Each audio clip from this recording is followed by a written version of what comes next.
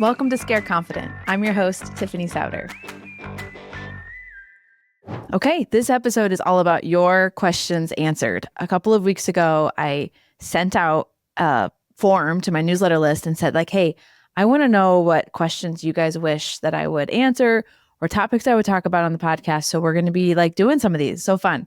I so appreciate your feedback. So this one today, I said, what question do you wish I would answer? And somebody wrote this: how do I not take the bitchy part of work home to your spouse or significant other? How do you not take the bitchy part of work home to your spouse or significant other? Okay, so I think what this really means is, how do I not take my frustration, my exhaustion, my irritation with things that are maybe not going well in my work world? How do I not take those things home into my house and make my family kind of pay the price for that irritation and frustration? And I think if you say it out loud to yourself, that's actually kind of not what we want to do, right? If friend A is frustrating you, you don't take it out on friend B. That doesn't make any sense. But for some reason, we can look at our home base as this place that's so familiar and so guaranteed that we don't need to take care of it like something that we value and is precious to us. And when I say it like that to myself, I'm well, of course I'm not going to take my frustrations and my exhaustion from something that is really unrelated to these people home to them and act it out to them. But I know we're not always in our rational brains, and that we sometimes just need a place for that emotion to go.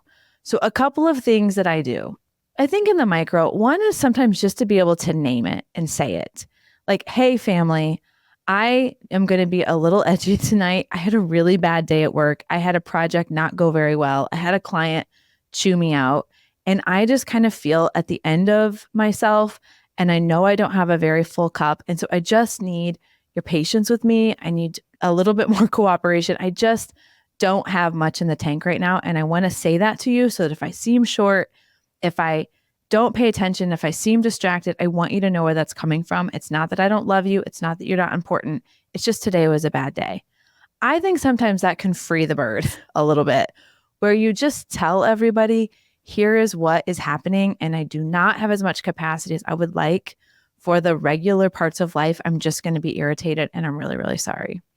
There are times where I will react to my girls, and I will realize that was an outsized reaction. Holy crap, I just came down on them. I was just kind of a jerk. I wasn't the kind of parent I want to be. And I'll just apologize. I am so sorry. That was more about me than it was about you. And I need to roll that back and try again, because that was gross.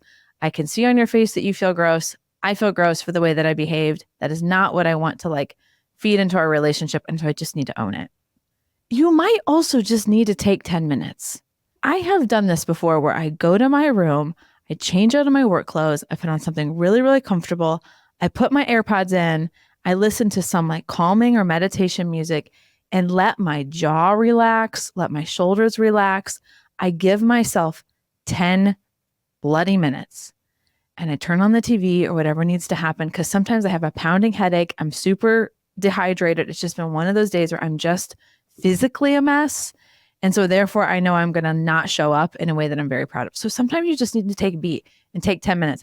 I have older kids, so sometimes I can say to them, I need 10 minutes, literally only 10 minutes, but I need 10 minutes. I need no questions. I need no mom. I need no what are we going to eat. I just need none of that, because I'm a person. And right now my cup is not very full. So that's some micro stuff. Also, JR is actually better at this than me. Sometimes you just need a long hug. It's so silly. I know there's science around physical touch. I can't say it because I don't know it off the top of my head, but I know there's science around physical touch. But sometimes I just need a big hug from JR that makes me feel safe and protected. And that helps me just chill out a little bit and relax a little bit. I think that can sometimes help too. Okay, that's micro stuff. I think macro, if you are finding day in and day out that you are just not ending the day in a way that is serving you or your family or the people and the things around you, I would just say take stock of that, because our days are leading into our years and our years are leading into our lives. And so pay attention to that. If you're in a space, you're in a place, and I'm not saying that everybody in the world needs to go quit their jobs. That's what I'm saying. But I'm saying sometimes we need to just take a look at what is it that's actually making us so grumpy and why are we feeling so out of sorts. But it is not our spouse's fault. It is not our kids' fault. It is not our friends' fault.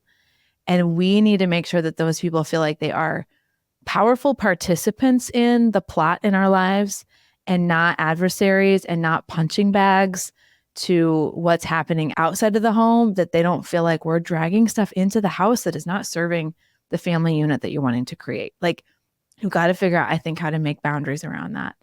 So I don't know. There are certainly times when JR and I get into conversations and we realize we are talking about the wrong thing. The real thing is that JR has a lot of pressure at work. I have been unavailable to support that, or like whatever the thing is. Sometimes the mountain just grows and you trip over it and you've got to figure out like how to get over it together.